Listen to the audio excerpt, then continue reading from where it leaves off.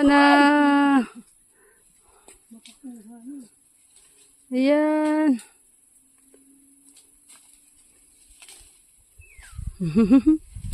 Ayun. Huwag kong tanggalin sa baging. Ayan na. Ano to? Ayan. Ano to?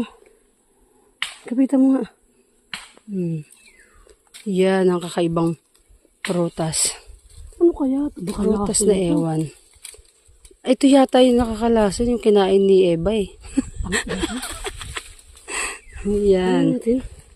Oh. Ano kaya guys to? Oh?